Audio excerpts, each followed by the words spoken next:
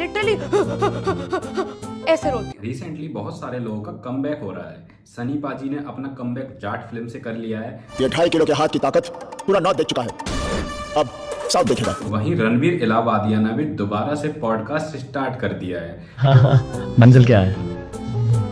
Death.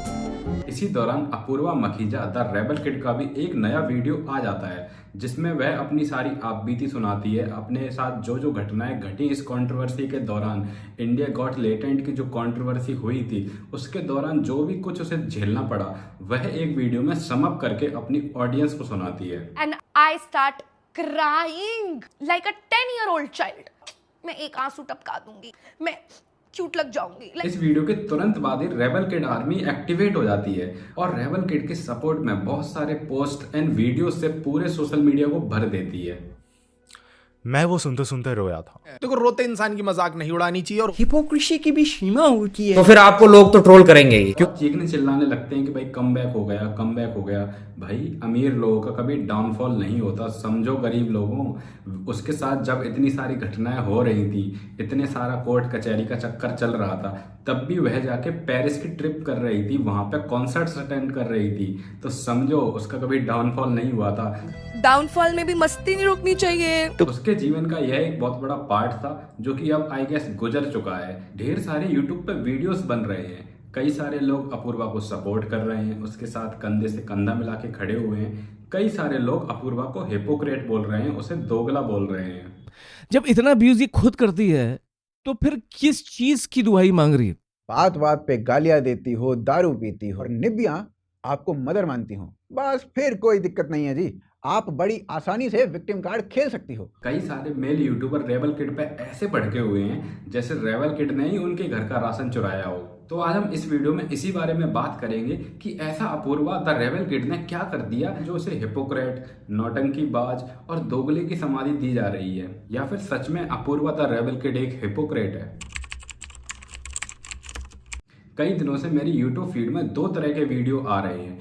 एक तरफ तो ऐसा ग्रुप है जो अपूर्वा को खुल के सपोर्ट कर रहा है, उसके साथ खड़ा हुआ है, अपूर्वा की बहादुरी के लिए उसकी तारीफों के पुल बांधे जा रहे हैं, उसके वीडियो पे खूब सारा प्यार दिया जा रहा है। ऐसा लग रहा है जैसे इनका घर का चूल्हा अपूर्वा के वीडियोस से ही चलता है। बहुत दिनों से अपूर्वा के वीडियोस क्या नहीं आए, ऐसा लग रहा है कि इनकी रोजी रोटी तो बंद ही हो गई थी, इनके सारे खुशी के कबूतर उड़ चुके थे।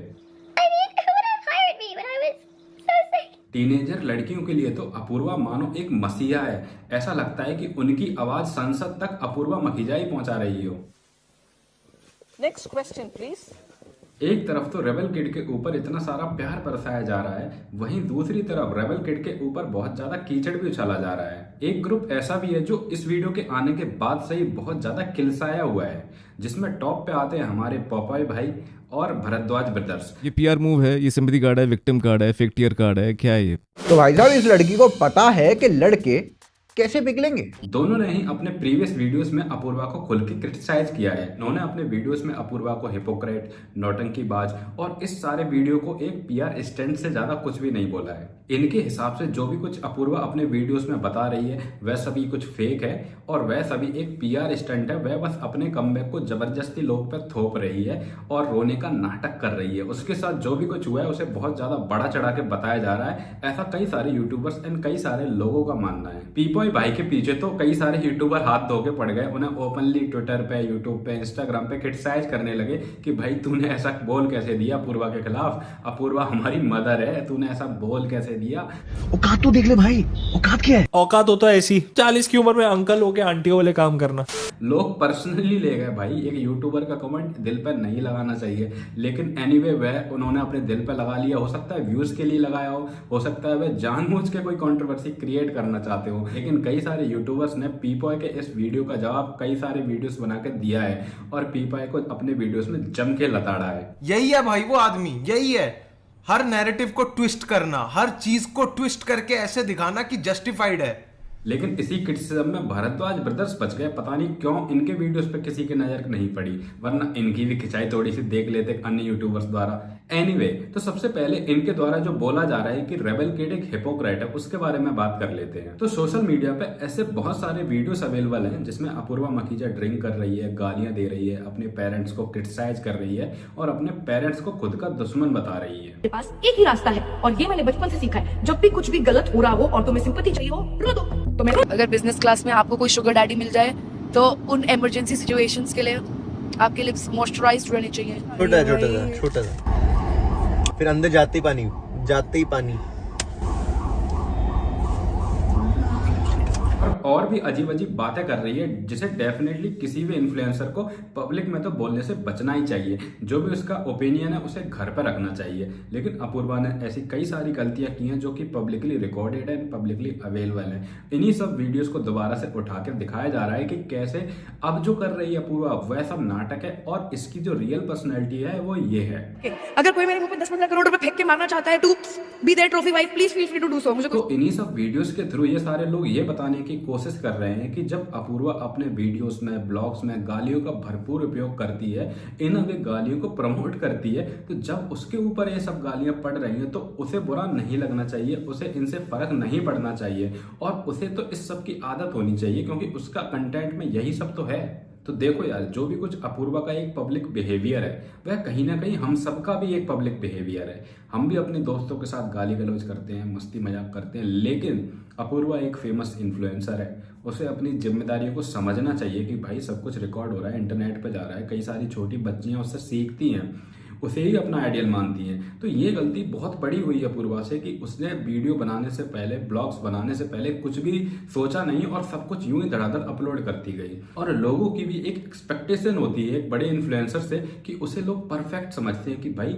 यही हमारा आइडियल है और ये तो कोई गलती कर ही नहीं सकता। तो भाई लोगों को समझना चाहिए, इन यूट्यूबर्स को और हम सभी को ये समझना चाहिए कि कैमरे के सामने कोई भी इन्फ्लुएंसर एक अलग तरह की लाइफ जी रहा होता है और कैमरे के पीछे वह कुछ और होता है। हो सकता है अपूर्वा का जो भी कुछ बिहेवियर है जो कैमरे के सामने है वह एक अलग पर्सन हो और लोगों को एंटरटेन करने के लिए वह ये सभी नाटक नौटंकी करती हो, और इस सबसे अच्छे खासे लोग तो एंटरटेन हो ही रहे थे। कई सारे ऐसे यूट्यूबर्स हैं जो अपने वीडियोस में कल्चर की बात करेंगे, कल्चर को बचाने की बात करेंगे, तो ऐसा नहीं है कि रियल में वह एकदम सात्विक पुरुष हो सकता है उनकी सर्च हिस्ट्री कुछ और ही कह रही हो। तो ऑडियंस को ये बात समझनी चाहिए कि जो भी कुछ स्क्रीन पर दिखाया जा रहा है वह केवल और केवल एंटरटेनमेंट के लिए है, उसे एकदम पर्सनल लेने की बिल्कुल भी जरूरत नहीं है। जरूरी नहीं है कि अगर अपूर्वा अपने वीडियोस में गालियां देती है तो उसे गालियां पढ़ने से कोई फर्क ही नहीं पड़ता होगा, वह बिल्कुल इनसेंसिटिव हो चुकी होगी, इस बात का कोई भी तर्क नहीं बनता है। वो भी एक इंसान है, अगर हमें कोई पर्सन गालियां दे दे, हेट कमेंट दे दे तो हमारा भी पूरा मूड खराब हो जाता है, पूरा दिन खराब हो जाता है। तो उसे भी ये सभी चीजें इक्वली फील हो रही होंगी। सोचो, उसे तो डेली लाखों गालियां, मर्डर की थ्रेट्स, रेप थ्रेट्स और ना जाने क्या क्या मिल रहा था, तो क्या उसे सब कुछ ये फील नहीं होगा? क्या उसे इन सब से फर्क नहीं पड़ना चाहिए?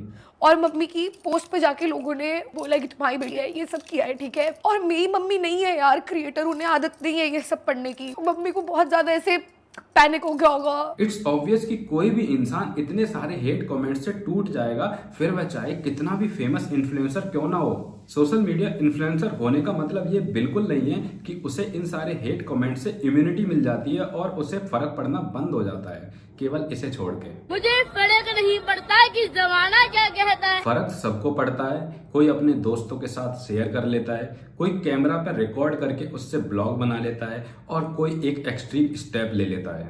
जहां पे उज्जैन का 16 साल का प्रांशु एक क्वीर इन्फ्लुएंसर बनना चाहता था। इसी इच्छा के चलते उसने कई सारे फोटोज अपने साड़ी में इंस्टाग्राम पर पोस्ट किए, लेकिन इसके बाद उसे ऐसी हेट मिली, उसे इतने सारे हेट कमेंट्स झेलने पड़े कि वह उसे झेल नहीं पाया अपूर्वा की तरह, और उसने इन द एंड अपनी लाइफ को खत्म करना ज्यादा आसान समझा।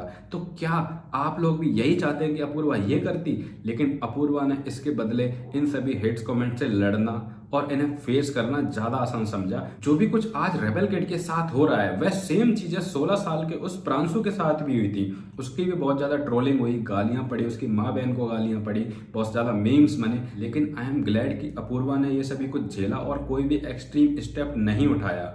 और आज भी वह कैमरे के सामने इतनी सारे ट्रोलर्स को फेस कर रही है। जो भी लोग रेबल किड को हिपोक्रेट एंड नौटंकीबाज बोल रहे हैं, मेरा उन लोगों से बस यही कहना है कि अगर अपूर्वा कोई एक्सट्रीम स्टेप ले लेती तो क्या तब खुश रहते तुम?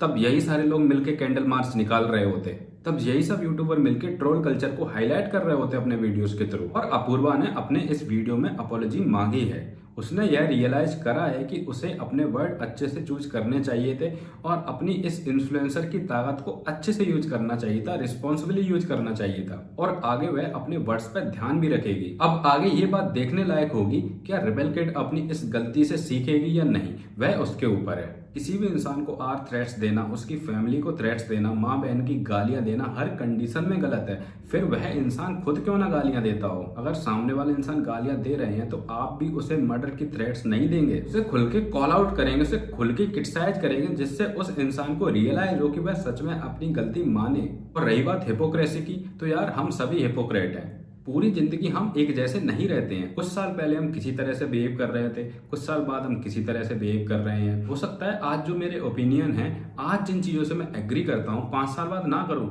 हो सकता है जिन चीजों को मैं आज पसंद करता हूँ 5 साल बाद उन चीजों से नफरत करूँ। तो क्या मैं जिंदगी भर हिपोक्रेट होने का टैग लेते हुए घूमता फिरूंगा क्या? अच्छा, ये सब तो ठीक है, लेकिन मैं एक चीज और हाईलाइट करना चाहूंगा कि जब इन सभी लड़कियों को, कंटेंट क्रिएटर्स को, इन्फ्लुएंसर्स को कमेंट्स में गालियां पड़ रही होती हैं, डीएम्स में गालियां आ रही होती हैं, तो वह अपने कमेंट सेक्शन को ऑफ क्यों नहीं कर लेते? वह अपने डीएम्स को रिस्ट्रिक्ट क्यों नहीं कर लेते? मुझे ये बात आज तक समझ नहीं आई है। इंस्टाग्राम खुद इतने सारे प्राइवेसी एंड सिक्योरिटी के ऑप्शंस देता है, लेकिन भगवान ना जाने क्यों ये लड़कियां इन सारे ऑप्शंस को यूज ही नहीं करती हैं। I mean, जैसे ही ये कंट्रोवर्सी हुई, कोई भी समझदार इंसान सबसे पहले अपने इंस्टाग्राम को प्राइवेट करेगा, डीएम सेक्शंस को रिस्ट्रिक्ट करेगा, कमेंट सेक्शन को ऑफ कर देगा, जिससे उसकी जिंदगी थोड़ी तो पीसफुल रहे।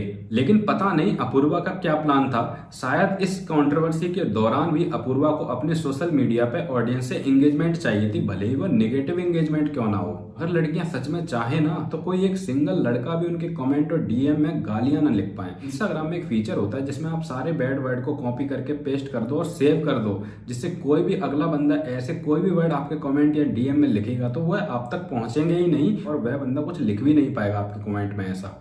तो this is it guys. Overall मैं यही कहना चाहूंगा कि उसकी लाइफ है, उसका यूट्यूब चैनल है, जो मर्जी उसे करने दो, इतना ज्यादा पर्सनली मत लो उसे। किसी भी इन्फ्लुएंसर से भगवान श्री राम और माता सीता जैसी एक्सपेक्टेशंस मत लगाओ। आज वो फंसी है तो सभी लोग उसके ऊपर उंगलियां उठा रहे हैं, कल कोई और फंसेगा तो सारे लोग उस तरफ मुड़ जाएंगे। तो इन द एंड इतना ज्यादा इन्फ्लुएंस होने की कोई जरूरत नहीं है, चिल करो, मस्त रहो। बाकी आप बताओ मेरा ये वीडियो आपको कैसा लगा। अगर अच्छा लगा हो तो आप सब्सक्राइब भी कर सकते हैं यार, फ्री है, मेरा भी यूट्यूब करियर स्टार्ट हो जाएगा। अगर आपकी भी कोई राय है इस वीडियो से रिलेटेड, इस टॉपिक से रिलेटेड, तो कमेंट में लिख के जरूर बताइएगा। तो मिलते हैं नेक्स्ट वीडियो में, तब तक के लिए बाय बाय।